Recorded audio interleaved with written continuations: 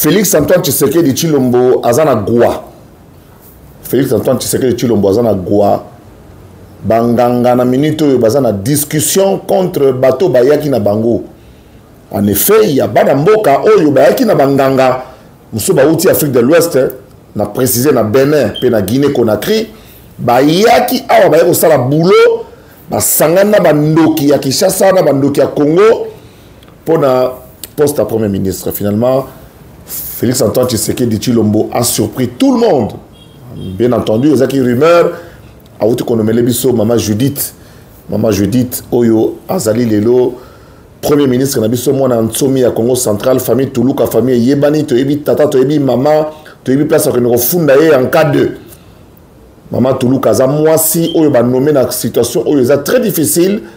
Maman azaka na souci ya batu, maman akosangisa batu.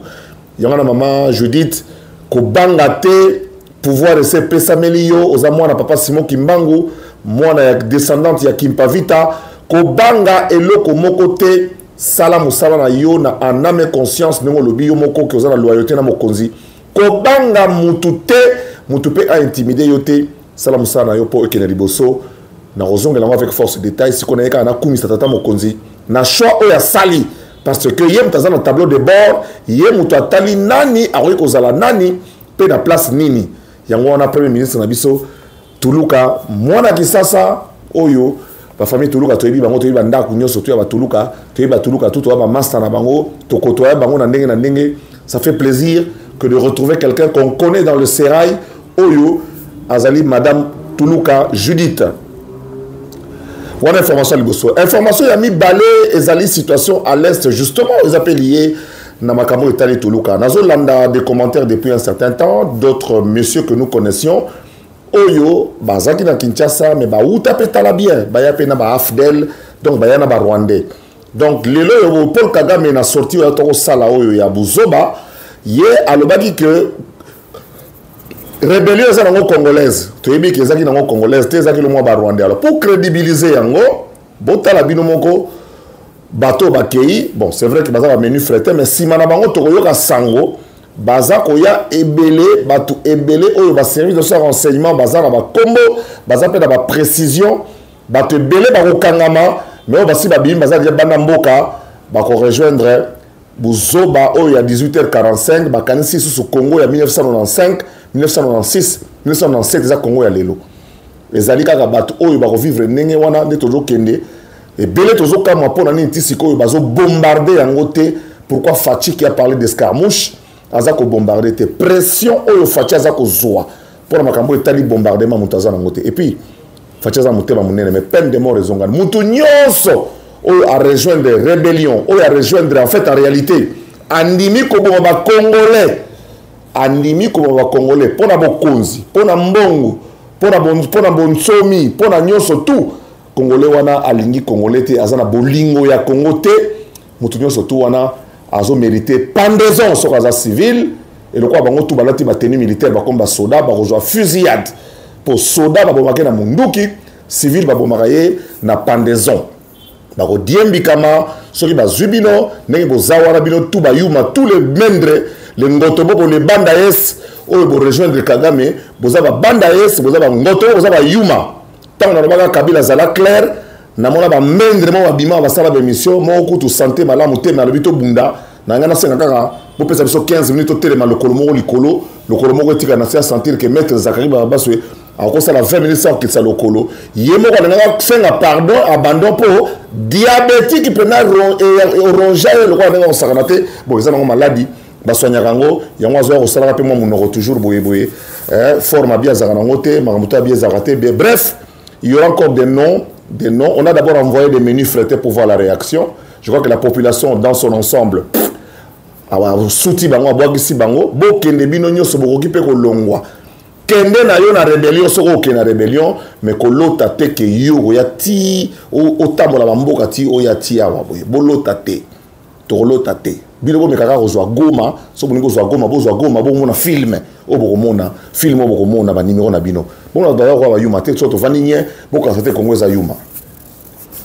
Troisième sujet masolo etali ville ya Kinshasa. bandeko ville ya Kinshasa mboka oyo tobotami mboka oyo tokoli mboka oyo komisibi to bato ngai personnellement nalinga Kinshasa mingi sinon tenir na vanda na poto talaka mona likeli okepe poto na ba 30 ans donc mutako na mutako linga poto kolekanga zate ne fût-ce que pour récupérer damage pour na kendi trop na poso ya basoda mais tala na ke poto na zongi mbangu na Kinshasa pour na linga Kinshasa mingi na pena na bolingo pe motema ma po na Kinshasa yango wana ngai na Alain Boussi tozali donc candidature moko ya rébellion tozali quoi ba révolte bande ko na ngai ba indien to yamba ba libanais ba turc ba chinois balingi ba botola économie ya Kinshasa ba se ba botoli yango d'ailleurs balingi ba contrôler siko politique à Kinshasa ba pesi mbongo botala bino moko presque 1 ou 2 partis politiques ya mike pe nde batie ba candidat gouverneur nyonso batikali toza ba indépendant alors indépendance wana ezo bomba makambo yo ozana nani sima na yo na ki indépendance na yo ozana nani wana etali bisote service à renseignement au Samusana déjà président de la République a télémisaki maman ministre de la justice alobi na eboye surveiller parce qu'il y a des soupçons qui pèsent sur la plupart il y a ba candidats que baza kolukambo ba indien ba libanais ba turc bazo pesa mbongo po ba somba ville ya Kinshasa. Bandeko, souvenez-vous de la candidature, je peux citer son nom, de Moïse Katumbi Tchapé. Vous voyez que Moïse Katumbi, les gens va pouvoir les lots, ton investisseur, ba milieu yé, Union européenne. Mais to boya ki pona nini, to boya ki poto, boy ko pesa mboka na mopaya, to boy ko pesa mboka na ba intérêt ya ba paya. Fachi azalaki candidat indépendant, ya ba congolais, c'est-à-dire que ba congolais ba votaki massivement, principalement ba na Kinshasa. 95% au Fachi azwaki na Kinshasa ba kinois ba lakisi bolingo ba lakisi ki ba poni moko na kati na bango. Pe président Tshisekedi jour a yali clôturer meeting na Kinshasa. Boko mona bino moko que a sala meeting moko tikala ko sala nenga sala partout te. Langage a lobaki mona kini nyonso tout ezala mokolo ezala koko ezala mwana mutu tout ayokaki langage oyo Félix Antoine Tshisekedi Tshilombo alobaki jour wana na suka nango alobaki na zaba yuma te asegi banakin bopesa ngai batu ya malamu pona basalisa ngai to évoluer tala batu ya malamu bango yeyo Alain Boussi secondé par Zakari Bababaswe Alain Boussi ebele bozo yeba été noble mwana notable noble mwana notable mwana pigeon l'air biso tozo bota matozo kola na kisasa oyo pigeon ko vendre la pigeon ezalaki n'importe qui te pigeon ezalaki ya ba Marcel Yaou pigeon ezalaki ya ba professeur d'université vous voyez que pigeon c'est le lieu le plus haut de la ville de Kinshasa c'est la montagne la plus haute de la ville de Kinshasa place Batonga pigeon place oyo ba papa na biso ba Lito Moboti ba famille minene mapango ya pigeon le lobo moni bana ba komo kata katango mais pigeon bazalaki na ba stade le pango côté le pango kanisa stade ngai tang na bandi classe na IPEN na 1986 nazo mona banda ko wana tozo ko tanga na balabala to profiter na mwinda ozo mona lupango bandi ya watikuna ye Alain Boussi akoli wana fils de diplomate ya tango maréchal a botami na Vienne na Autriche pas papa nazaki na poste de père congolais et de mère métisse congolaise. Tant qu'on a 10 ans, 12 ans, papa naye, bah rappelé na mboka na centrale, bah zongi Kinshasa, na le pan on a bango papa na somba qui na pigeon. Donc azamwa na pigeon, a collé na pigeon na ba Liaou Jean-Pierre, a collé na pigeon na ba Bolodjoa, a collé na pigeon na ba Alain Bokouli, azap na mona ya pigeon o ya collé na pigeon, siko atangi na Bobokoli na les champagnats. Oh, institut au Bokoli pas la biso na Delvaux atangi wana ti azu diplôme na ye et puis à côté na IEC a silisi licence na ye na sciences commerciales puis a sali musala na administration publique na Assemblée nationale comme conseiller azalaki directeur à cabinet il y a ministre il y a environnement à l'époque Zaki Bongo vient na biso Ndundu azalaki directeur à cabinet adjoint il y a Liota et puis yende avant d'ici premier mandataire oyo avant d'ici et loko ya sous-traitance au président Salaki pour na ko komisa bato surtout ba congolais ba riche donc ma sous-traitance ezali bongo Kalej wazaki DG na Alain Boussi DGA nde bazui eloko wana kaka na ordonnance pamba ba bâtiment te kiti te copote personnel te ba vandisi idéologie et vandi ke ina de tata mokonzi aye kotine la biso mwana mboka le brave le courageux Miguel Oyaza Lelo DG il y a ARPT il y a agence de sous-traitance ndenga zo tam samsa ndenga zo kende donc Alain Boussi mwana Kinshasa et puis Lelo biso ngana mwana kin je suis membre de Banakin. J'ai été conseiller chargé de communication. Banda Banakin et Salamangana Blaise Bonganya. Banda Blaise Bonganya Kenda Natika na poste wana tilelo. Donc je suis de Banakin. Il y a une autre association. Oh, il y a Génération Nabiso. Ils allaient bon la fraternité quinoise. Oh, ils allaient na Nabiso paix à son âme. Auto que le ministre information Luzanga Chamandevu. Ils allaient les ana battu belé le ko la Jano Binanou. Ils allaient battu belé. Oh, tu mon patibi. Tous allaient battu belé kuna en tout cas, ma jeune est belé à Kinshasa, mais Yesiko Lelo, depuis 5 ans, le président de la Banik Kuba, la fraternité quinoise, Désiré Bonina, la fraternité quinoise. Donc, Azali, président actuellement et en fonction de ce qu'on appelle la fraternité quinoise. Donc, Banakin, na fraternité quinoise, tout ça donc, tout le monde a l'association. Et puis, notable la ville à Kinshasa. Une partie de la notabilité de la ville à Kinshasa, ça les constat. BBC manifeste, il y a retour à la noblesse quinoise, de la renaissance de la noblesse quinoise. Nous avons le soutien donc de la noblesse de Kinshasa, des notables de la ville de Kinshasa, et par conséquent, nous sommes les candidats des Quinois. Donc, comme Fatih était le candidat des Congolais, nous sommes les candidats des Quinois. Profil Nabiso ezali peko sala plaisir. Ngai na mona likili na botami na Kankokolo. Na koli na Kankokolo. Kankokolo c'est un peu la cité, c'est la rue. Kankokolo c'est une grande école de la vie. Regardez Kobanda Kankokolo. En matiti na komi wana Alain Boussi outa pigeon. Tala mona ya pigeon, ça dit que mona ya noble qui a vécu dans la noblesse, qui est né en Europe, qui a pratiquement une maman métisse congolaise. Mais qui a grandi dans des conditions normes, na mwana oyo pena qui sasa pena ya fond ya mabele to sali ticket to lobi to déplanter ville à Kinshasa. Parce que Kinshasa c'est un défi. Biso ce n'est pas un secret. Mutu to azo lo balika mango. Kinshasa c'est salité. Kinshasa c'est insécurité. Kinshasa c'est nzala. Biso to za na axe na biso to yena ngomi sato programme na biso to lo bango tant to koma. To za na axe misato. Ordre public. Na kati kuna tozana makamba kuluna makamba nzela makamba ndenge to se comporter code de la route makamion surtout il y a tout un plan de communication là-dessus et puis tozana deuxième plan na biso ezali salubrité Kinshasa comme salité makasi moka wenze partout tina gombe wenze komi soki to telemité to la libela pe Kinshasa otika la bosoto pe tozo kitakaka c'est ko kita sans éducation tozo kola ko ba nyamazamba Kinshasa ko za la bongote. Troisième chose, développement et structuration de l'économie. Les lots Kinshasa c'est comme la boca étranger. Piodi, Lipa, Kwanga, nous sommes la boca étranger.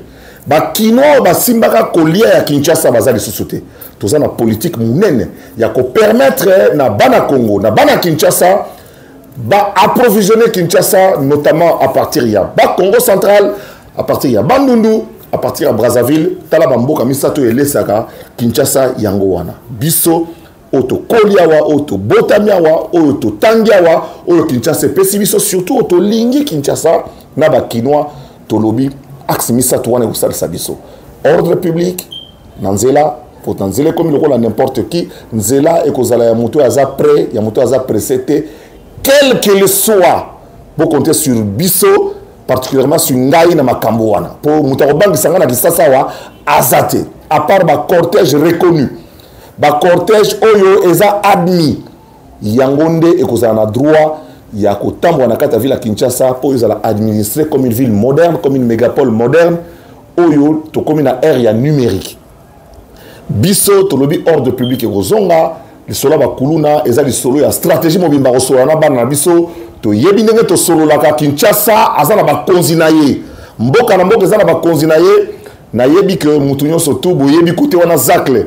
À part jalousie, ce que l'on jalousie contre Zakari Barabasso, tout est d'accord. N'a pas ennemi, n'a pas adversaire, n'a pas d'accord pour gagner besoin attaquer, mais pour aller boussi. boyebi ete mwana noble akola mponga munene na kati ya mbinza avanda na mbinza boyebi ete donc bozo attaquer mingi Zakari mais boyebi que na kini ya lelo mutako sola langage ya balabala mutako communiquer oya ko expliquer makambo mutu nyosa yoka na tetu yoka eza Zakari donc biso tozana ngana busi tozana complémentarité au saranate yé à sali finance donc tout ce qui est gouvernance tout ce qui est finance et à ville on va boucher tous les trous comptez sur moi nga ba corrompanga na mbongo te nga ba corrompanga na mbongo te au corrompre ngandeli parce que tous ces médiocres là indiens libanais pakistanais et quelques congolais ba corrompanga na l'art parce que nga il faut sentiment ça là donc nga ba corrompanga na l'art donc toza awa to yepo mboke bonga to ko mboka bato on est à 60 ans toi na posa ke ne pototé toi na posa au mandat qu'on a pototé o to za la beauté to za nzamba sa ngane on ba nzambe modèle pambolanga en tout cas matisa ngai po baninga na ngo na kolona ba na kan en tout cas na éviter ceux qui ont na situation où lelo azali mais ngai na loba ke naza exception et que Dieu a na mission moko po na ngai beaucoup vous le dites Zakari il faut mier baka il faut sala kaboy donc naza conscient ya musala o tozui et puis naza pena conscient que lobby ceux qui ba député na biso bosali confiance na biso tokosala musala ensemble pour to évoluer pour bien voir pe bana kisasa vous avez pas ça tous les 48 députés de dans le bagaka les 48 députés oui na ba chef coutumier na biso vous avez pas ça boyebi kisasa vous avez posape qui chasser sepela na mandat na bino vous avez posape tant que en 2028 va voter bino donc pour voter bino faut qu'on a gouverneur a que la bino gouverneur a bien éduqué ou a collé na bino donc Alain Boussi a occupé tout ce qui est gouvernance a occupé tout ce qui est finance a occupé tout ce qui est commerce à s'occuper de tout ce qui est avantage. Il y a aussi la sous-traitance, les marchés aux Quinois. Des Quinois qui ont des entreprises, des Quinois qui ont des sociétés, des Quinois qui peuvent avancer. On va donner de l'emploi aux Quinois. Nous sommes en train d'imaginer des stratégies pour que dans 5 ans, on va sentir que nos Kinshasa et Kinshasa est tombé longue. Ngaï n'a qu'à s'occuper bien entendu et c'est clair. Tout ce qui est communication, tout ce qui est relations publiques, que soit na batou, ba descente sur terrain, qu'on organise ba jeunes surtout kolara to na ba bilinga mwinda, to laka na biloko ebele ba biloko ebele to zalaka na kata Kinshasa, to na ba bil, to na ba yaya, to na ba yanké. L'État à l'époque président Mobutu salaka brigade mobile pour justement pour na kokanga bandi to zalaka na bango bangwali ma wana ba mobile ba kanga bango ka mobile kaka na ville de Kitambo awaboy. Donc bakina kutu formation aux États-Unis nazo yeba pona ko yekola ba rappela ba mituka oya New York oya yaka côté sala rappel succès au Saranaté ba brigade mobile ba salamara unité moko spéciale pona batu wana donc biso to ko sala ba proposition na mokonza mboka pour Fatina Njili azaki très clair Fatina Njili lo baki bana kimbo pesanga batu bien chers députés provinciaux Zakari Baba Souena Alain Boussi botala ba ticket nyonso tout bako pesa bino mbongo bosa ande biso sala na conférence nationale souveraine boyebi que na conférence nationale souveraine nga ki membre ya conférence nationale souveraine na bana représenter les étudiants ba pesa biso mbongo poto voter entre Mosengo na Kanku deux candidats bazako wela kozala ba candidat président de la conférence nationale souveraine Kanku wana sala miracle na Ntsele ba yana yo si Mobutu tozui mutu papa Chimbo mona ba ninga musu papa musu bakibino tozu mutu moko papa Mobutu donc ce qui toche combo to komi même comme on a changer comme Kanku ba sala pena démonstration na Ntsele donc ba tia pena combo soko tibo Mobutu che ko ne bon wani Kanku ba na père wana parler du peuple nazo beta histoire wana viva ba na père wana parler du peuple ba pesa biso $5,000 na mutu pour to voter Kanku bandeko papa Etienne alobaki na biso bozwa mbongo po za l'état za campagne mais bon voter Kanku bon voter pardon Mosengo to voter Mosengo à une écrasante majorité 1992 bandeko Etienne Tshisekedi contre Thomas Kanza d'heureuse mémoire parce que Thomas Kanza m'a reçu en Suède parce que Kazaki ambassadeur na Bisokuna ba pesa biso $5,000 papa Kibasa abimisi biso étudiant na couloir allez bozwi mbongo tolobi tozwi mbongo ayi bozwa mbongo bolia mbongo ya mboka mais boyebi eloko bokosala tosala campagne tokenda na salle les archives existent tolia mbongo mais tovota Etienne Tshisekedi lobi na tongo dollar ekita lobi na lundi na tongo nango poto voter ya samedi to koma kwa dimanche lundi na tongo mututo azaki na musala na 7h du matin nomination kaka vote kaka ya papa Tshisekedi espoir eboti na capitaine marocain depuis to annoncer candidature na biso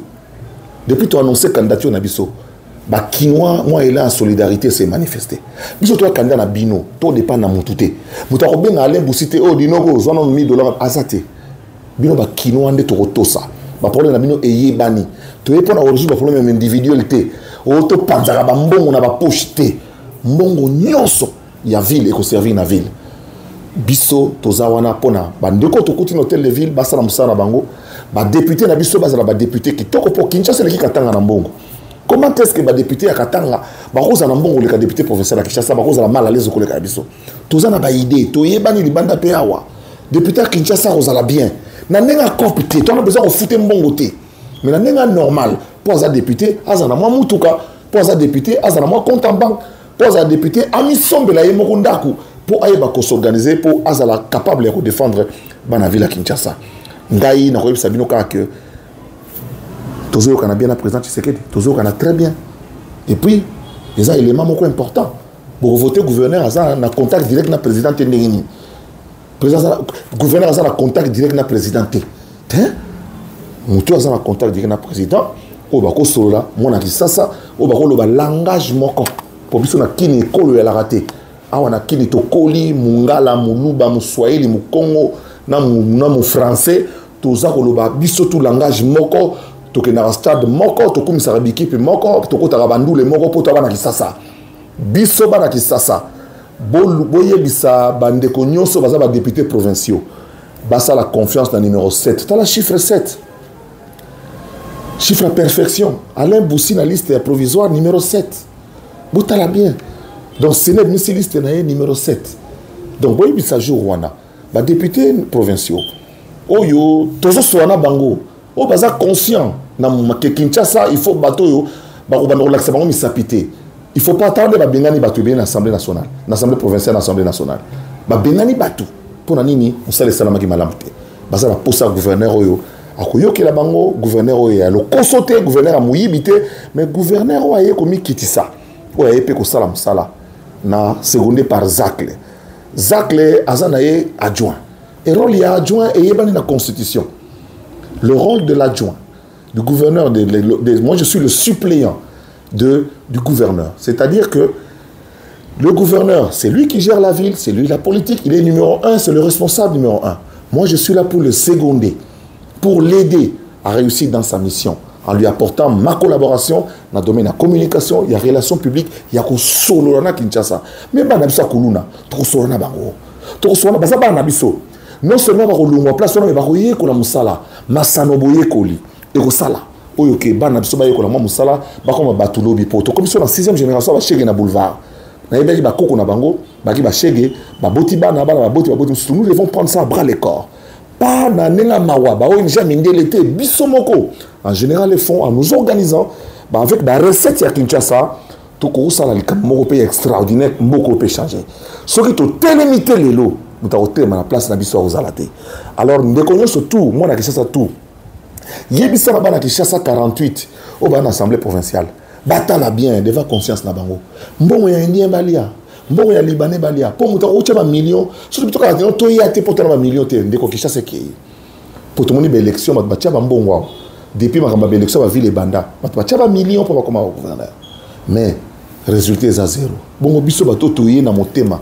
Na bolingo pour mutarocha doute que bolingo à Kinshasa zakareba basa zaranango pour na salisi ba na Kinshasa na salisi ba artiste à Kinshasa na salisi ba jeune à Kinshasa lingala facile pesimi sala combien idée ya mutumoko pesimi sala combien na Kinshasa batu bazo suka bazuta na ifasik journaliste sapato tengama journaliste za mbongo toke robala mwana batu baboyi lelo batu ba sala ba lelo ko lingala facile ba lelo ba kompe na mamituka ba kompe ko tambola attention ba longwa ba fingi ngeza na oli kambute mais lelo tozomona ke zakri ba so beaucoup travailler lelo ba tipa chaîne nyon surtout ba komo lo ba lingala ba to ba tanga ba mo ki ba mbishinto jour on a posé présent question na lingala ça veut dire que tu comprenais makambo il y a 20 ans vous savez sur confiance na baboule eza yele autre pesa gouverneur pour nga naza adjoint na ye pour na ko seconder mwana wana ya mwana wana ya pigeon mwana ya noble wana mwana ya diplomate abotama na Vienne talaka abotama do na Autriche do mboka munene propre mboka oyo sala makambo ki Allemagne za lelo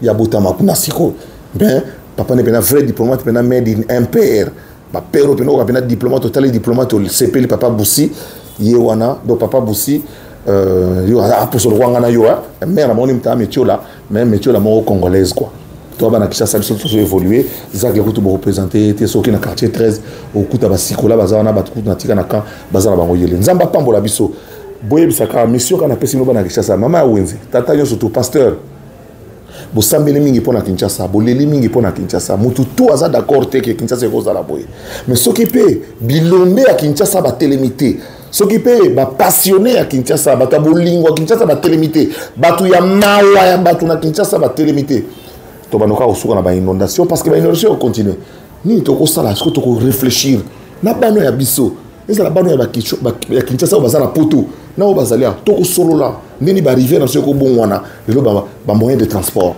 il y a moyen de faire des digues ba idée zali noko axe na biso misato ordre public salubrité développement économique pour approvisionner régulièrement la ville de Kinshasa de la nourriture et donner la possibilité que ce soit des Congolais qui importent. La ville va travailler avec des commerçants étrangers, bien sûr, mais les Congolais n'ont nos prioritaires. Est-ce que pour notre lien l'osso, il faut qu'un Indien? Est-ce que pour un pio de Yawa, il faut qu'un Libanais? Est-ce que pour savon dans ma foute Kotawa, il faut qu'un Pakistanais? Non, biso, il faut tout travailler dans les Congolais. Parce que Alain Boussi, il y a une sous-traitance, nous avons vendu le solo, une sous-traitance dans Bokayo. Et vendu, nous avons travaillé dans l'entreprise congolaise, tout ça sérieux. Tout ça sérieux. Bon, moi, dans différence, il y a quand même la classe. Tu vas à Kinshasa, tu as la classe. Baba, ce que tu vas faire, Binopo, Ipen Bayebi, UPC Bayebi, Mikili Bayebi. Classe c'est Toboka. Classe pene Toboka, pene Vida. Na oya âge nangai n'attend la biso.